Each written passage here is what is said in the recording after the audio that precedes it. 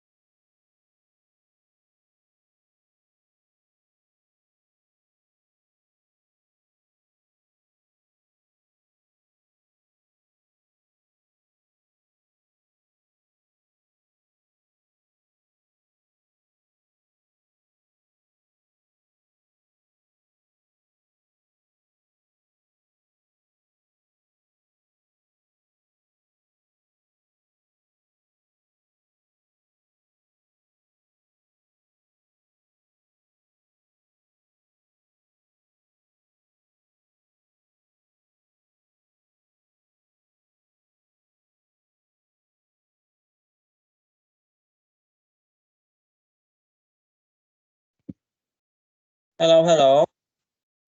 Hello, everyone. Just waiting for a few more to join here.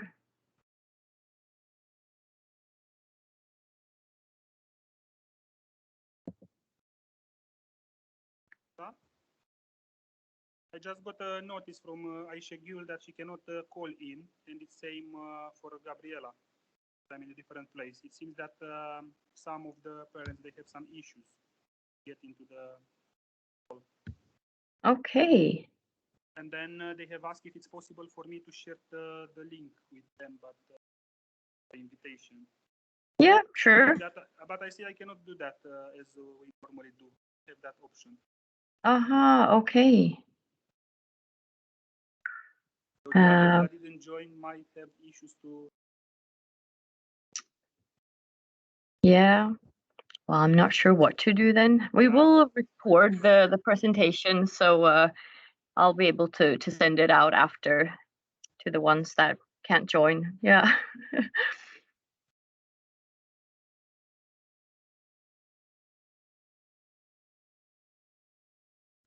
Yes, I think we'll get started and then we'll see if any others join later on. So welcome to PYP3 ACE parent meeting. And maybe some of you took part of the PLT meeting before this and just joined. So I'm sharing my screen here. Please let me know if you cannot see it. Anyone? Yes, we started this year with 15 students. And we noticed that we have 15 different languages represented in our class, which is pretty amazing. So true diversity, which of course is a fantastic asset to have. So I just added a photo of our daily schedule here. We always have that visible for students to make sure they can clearly see the structure of the day and know what is happening. We start the days the same way every day. We have 15 minutes of quiet reading time when the students come in the morning, which really sets a good start to the day, starting the day in a very calm way, making everyone ready to learn. Then we meet on the carpet for a morning meeting where we build our community, practice listening to each other, and do some activities together.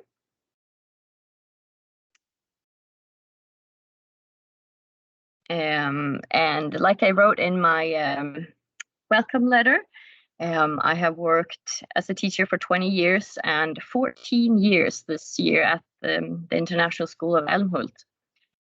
So when I started in 2007, the school was placed at the public library, and we had only 35 students in PYP. So it was a completely different school, very small classes, and more like a little family, actually. So we have grown a lot since then. Much have changed. And of course, with that comes some challenges, but I still find it a very, very exciting workplace. And like I said, I have 2 children here at ISA. They have been since PYP1 throughout PYP, and they're now in MYP. So in this presentation, I will talk a little bit about PYP, the practices we use at the school, and then also share some practical things for you parents to know. So in PYP, we have 5 different elements that we focus on in our teaching and in our assessing of students.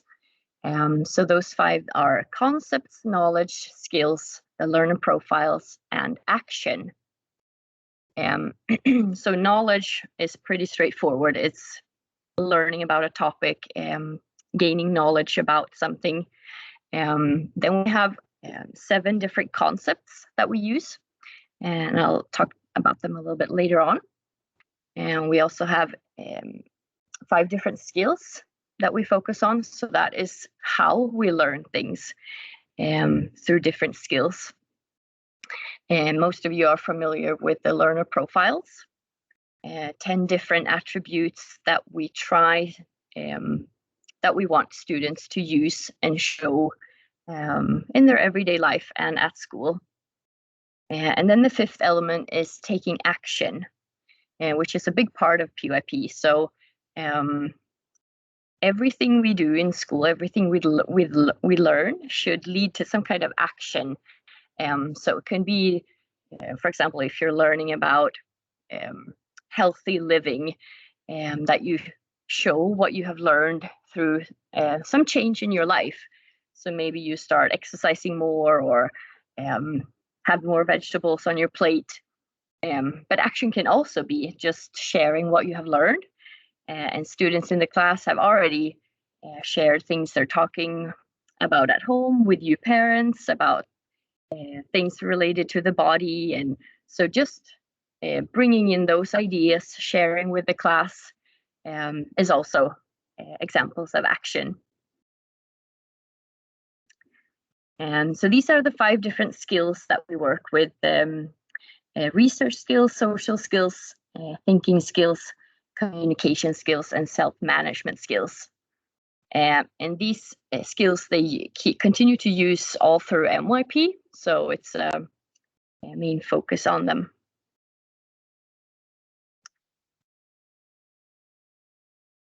So in PYP, we have 6 different units of inquiries throughout the year. And these units cover all the science and social studies. And also we try to include maths and language and other subjects as much as possible. So all PYP classes go through these 6 units, or themes as we call them. So right now we have started with who we are, about body parts and body systems. And each unit lasts for 6 weeks. So here's a picture from our classroom, our inquiry wall. So in the inquiry cycle, so it has 6 different phases, the cycle.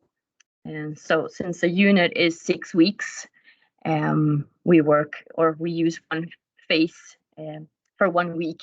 So we always start with tuning in, and that's where we try to assess what students already know about a topic, and we try to provoke them with some things, get going, and then we move on to finding out, where we start learning about the topic and start answering all the questions that sorting out, going further, making conclusions, and taking action. And even though taking action is set at the end of the cycle itself shows that it's a never-ending process. And of course, action can take place in the tuning in phase. So as I mentioned, some students already, after our first day, they came back to school and they started sharing what they had discussed with their parents about different body parts. So action can happen throughout the whole unit.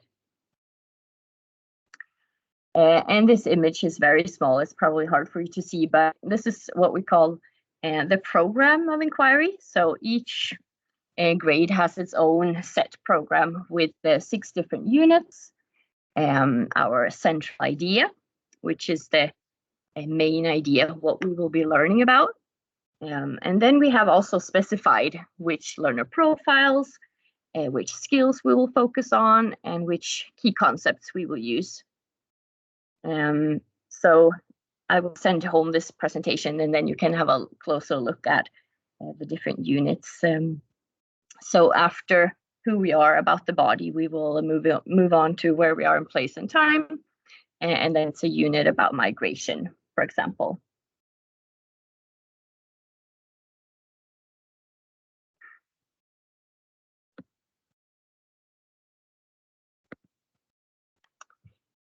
So I mentioned that we have 7 different concepts that we focus on in PYP.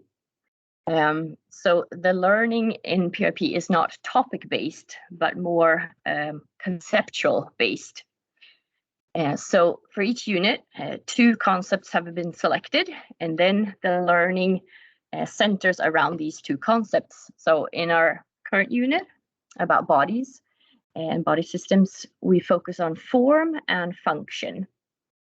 So then we try to, throughout all the activities, kind of identify, okay, what are we looking at now?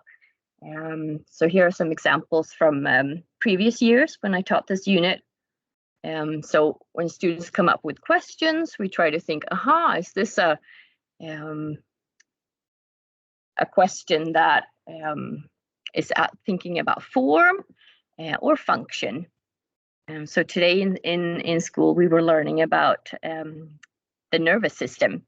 So then we were talking about the different parts. It's the brain, the nerves. So that's the form of the system. And then also, what are the jobs? What does the brain do? What is its function? So it's always a focus on that. So for example, in total, you might see when we have done an evaluation or a task that we have assessed students' understanding of the concept. And that can be a little confusing. You might think, okay, so my child has demonstrated good understanding of the concept form. So what does that mean? So then it means they have been able to explain the different parts of a specific body system, for example. And then if they have showed understanding of function, they can also explain the job of the system, what it does.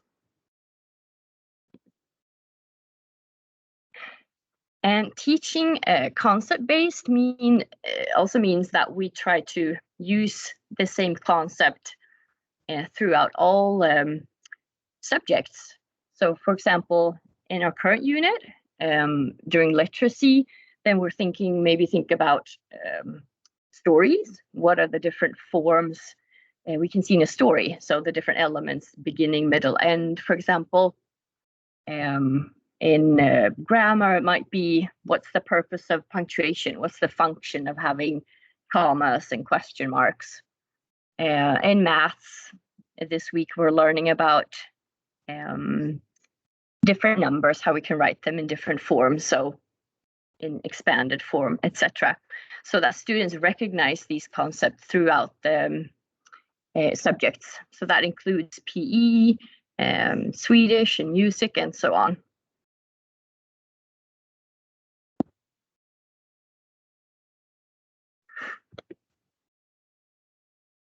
Okay, so we have various ways of assessing and reporting in PYP. So I think it's in the beginning of October, actually, this year, we will have a 3-way conference, and that's when we meet the teacher, the student, and the parent. And we set goals for the school year that we will focus on. And then in May, we have another conference But then it's a little different, the setup. Then it's the student that leads the conference and shares the learning from the year and reflects on the goals they have set. And last year we started to use Toddle. Most of you know. So in Toddle, each student has a journal. So it's like a digital portfolio where I and other teachers can upload work and pictures, but also the students themselves. Also in Toddle, every other week, there will be just some announcement and updates of important events. But the journal is where we evidence all the work. So please take the opportunity to go and visit it once in a while and maybe write a comment under your child's work or like it. It's really encouraging for them. Last year we also started with something called Edmentum. So it's an online platform, and I think it's next week we are doing the first assessment of this year, and then we do one in February and one in May or June as well. So it's an online assessment assessing math, reading, and language art. And depending on the student's result, it creates an individual learning path for each student. So they're working on their own path. So let's say they're having challenges with telling time, then the program sets up more questions with that strand in order to customize for each student. And Toddle, we had a bit of a challenge with last year when we onboarded this platform because it turned out the evaluations that we were doing with students, parents were not able to see at home. So we were quite frustrated, and then we had to create this report in the end, which I don't think was very useful. It was a 5-point grade scale with just lots of outcomes and maybe not the best feedback. So hopefully this year we will improve. So from now on, Toddle has now enabled parents. So that means all the evaluations we put in the journal, you will be able to see in one place in Toddle. So it will be much more organized. But then also we felt that we wanted more of an overall comment to kind of report on the student more holistically rather than just each activity. So in February and also in June, there will be a kind of a midterm report and end of year report. So I hope this will really improve the reporting system. But in PUP, we work a lot with peer assessment, self-assessment, students reflect. We use checklists so students know what needs to be included in their work. Also something called rubrics, which is a scale where you kind of set up a criteria and then you have different explanations if you're meeting the standard, or maybe you included some part of what needs to be there, and so on.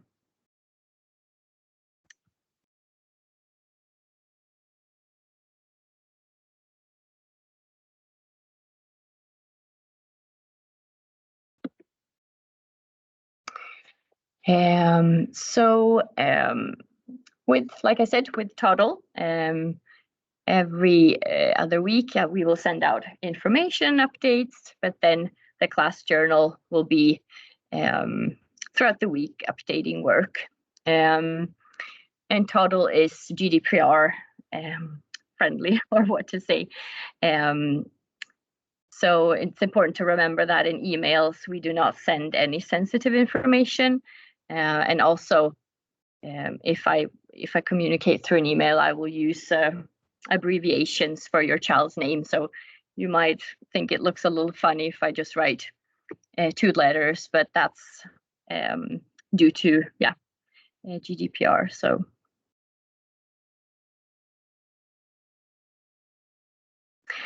the ones of you, if you attended the PLT meeting, they mentioned this new digital platform that the commune has started, IST. We have experienced quite a lot of problems. So I've had parents, for example, submit their absence, but I haven't been able to see it. So for now, I'm very thankful if you can report it in total. So at least I know, so I don't have to call you up and ask where your child is. And I'm super grateful if you can do this before 8:15.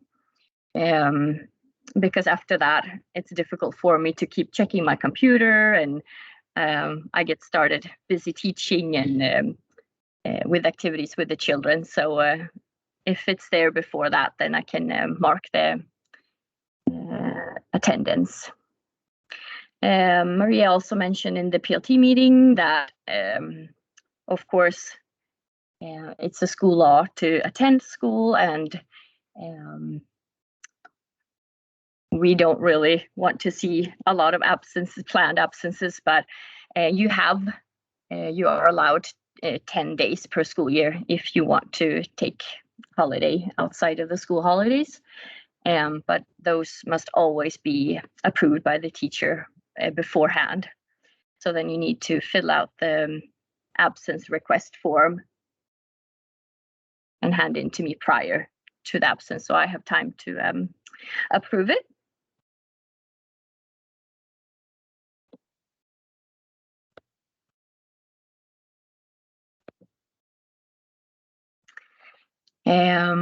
Yes, and then just some standards and expectations. So we expect you to post absences, to please be available on the phone number you have stated, because we don't call you unless it is an emergency that your child is sick and has to go home or something has happened. Please bring water bottle and indoor shoes. I think most of the children have that now. When it's your child's birthday, they are welcome to bring a healthy snack to school, some fruits or so on. Also, if you want to invite other friends for a birthday party, it's okay to do it at school if the whole class is invited. If it's only a few children in the class, we ask you to do it outside of school to not make it exclusive. We ask you to also not send any toys to school.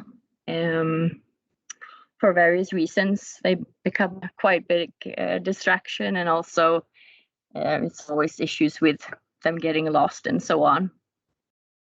Also, when winter comes, it's really great to label hats and gloves, snow pants. We always have 5 snow pants the same color, and it's difficult to know who they belong to when we all put them in the drying room. So especially winter clothes, it's very helpful. Also to mention that the school suggests to bring only fresh fruit or vegetables for morning snack.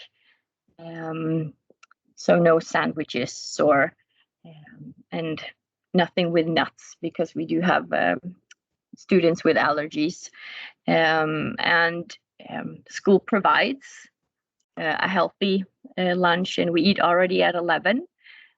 So it's suggested to have a fruit between breakfast and lunch to keep the energy level at a good level. And I know some children find it difficult to eat early in the morning, but it is really good if you can make sure that they have a big breakfast, because some of them are already at 8:45. Oh, I'm already hungry, and so that they can last a little bit longer when they come to school.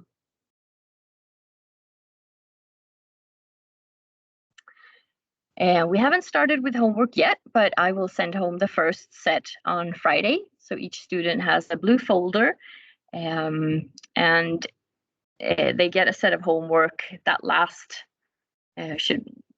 that they can spread out and work on for a week. So they should return it the following Friday. Also inside the folder, they have the login details to all the online platforms that we use, such as Athletics and RaskKids and Admentum. And then every other week, we have this thing that we call student agency homework. So that is part of the enhanced PYP, a chance for students to show agency and be more responsible of their own learning. So they can either choose to work on something that will help them reach their goals that they've set in the three-way conference, or they might just want to work with something of a great interest at home. Of course, we encourage reading throughout this week as well. So for homework, I usually send home a math task, some spelling words, a reading activity, and once in a while it might be a unit of inquiry related task as well to do some family research related to the topic. And homework is something very individual. There are always families who want more homework, and then there are some that find it quite stressful. So please, if you have any questions or concerns regarding the homework, just contact me and I'm sure we can work it out.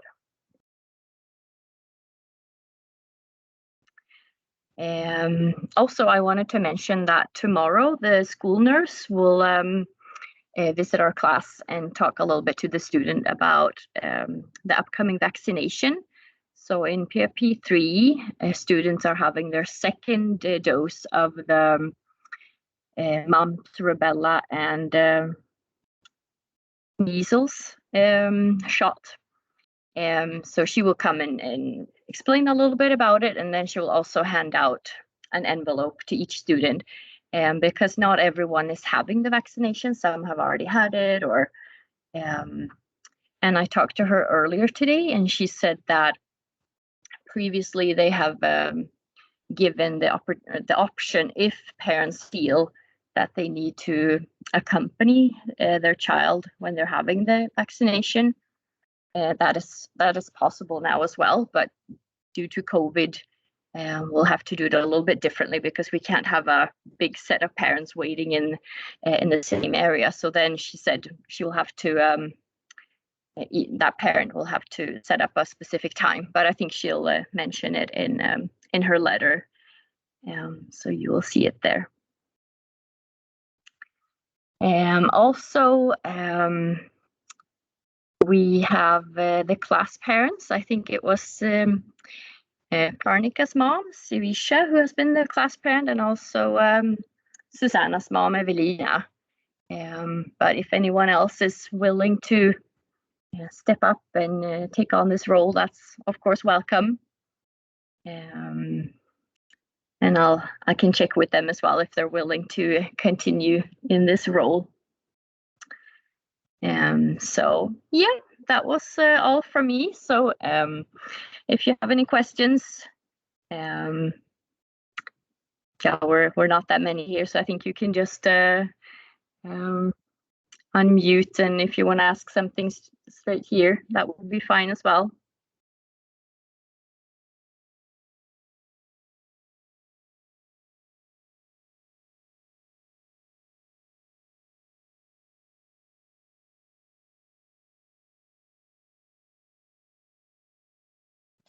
Hey Sandra, this is Aisha speaking. Hi. Actually, maybe because of my system or something, it will be great. I know you sent the link from Toodle, but via link, share in the email. That will be great because then that time I can connect with my computer instead of phone. Very small thing. I cannot see that much good. If it is possible, yeah. I don't know technically. I did actually suggest this, but we were told it had to go through Toddle. So yeah, but because I could foresee this, and of course most of you work at IKEA and you're using the Outlook, and so yeah, thanks for the feedback. Thank you. And then maybe sometimes my connection was not good, so I might miss the point. You said that apart from the vacations, kids can not come to school about 10 days, and this is let's say sickness or any others are included, or this is apart from those. I mean, this 10 days. No, Yeah. so for being sick, there's no limit of days. So it's for planned absences, so going to holiday. So if you have a dentist appointment or doctor appointment, that's not included in those 10 days. And if you want to take a leave longer than 10 days, it's the education department who has to grant it. So yeah, okay, clear. I think for now that's it, but let's see, maybe later on. yeah.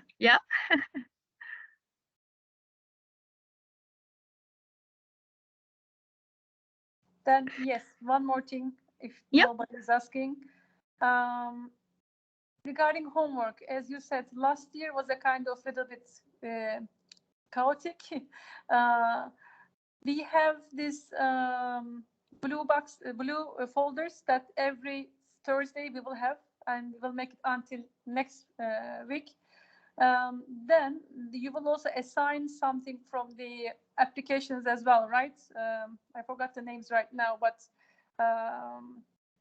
yeah, I have mostly used so I send home a homework book, and then they glue in some activities. So I have not used the online platform so much for the homework that I send home. It's been mostly on paper.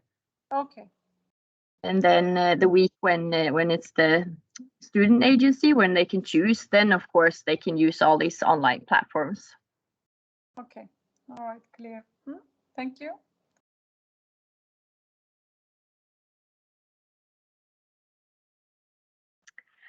Yeah. Hi. Yes. Will there be any activities outside the school? Do you mean like field trips or? Yes, exactly. I think we'll have to wait and see how the COVID situation continues. Last year we were not able to go on any, but I mean it would be wonderful, of course, if we were able to visit any. So I'll try to plan if possible, for sure. Okay. I have a second question related to the Fritis activities and how they're going to interact with the Fritis teachers, because many things are happening after the full time, and we would like to know how you are going to know and if it's possible to have a structured way of organizing the activities. Yes, I know Fritids, they have some kind of a weekly schedule. So for example, Thursday is outdoor day, and but I can ask them if they have more of a schedule, or if they can communicate that with parents, so you're aware of what activities are happening each day. Absolutely.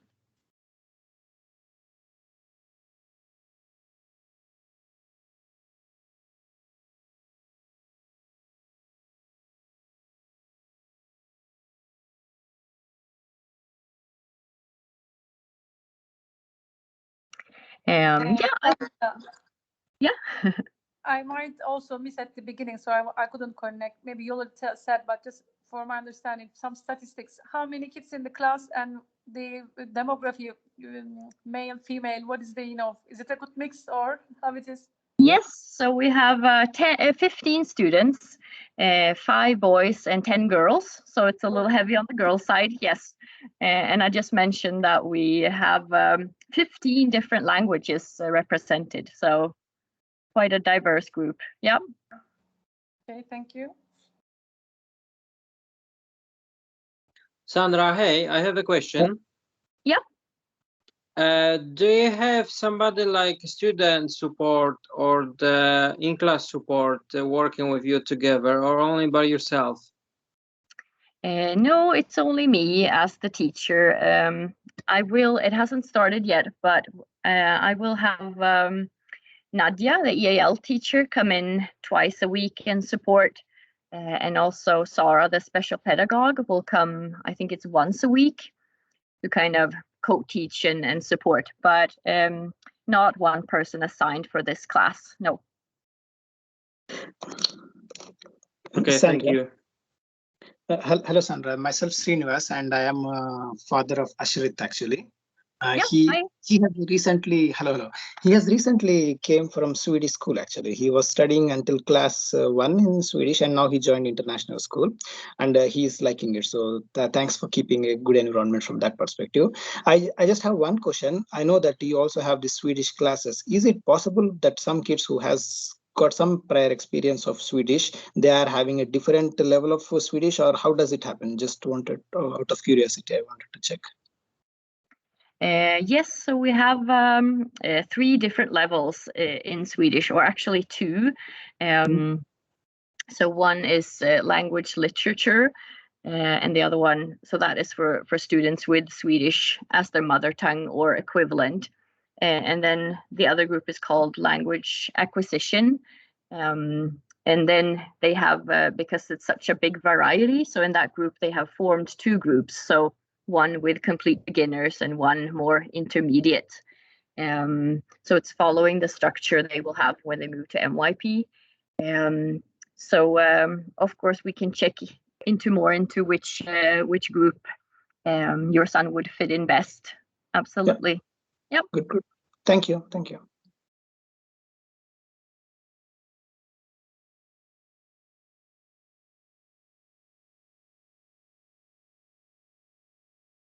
But if anyone has more questions, feel free to just write them in Toddle or email me. And yeah, I would like to thank you all for joining this meeting, and hopefully we can see each other in person soon. So bye-bye. Bye. Thank you. Bye-bye. Thank you. Bye-bye.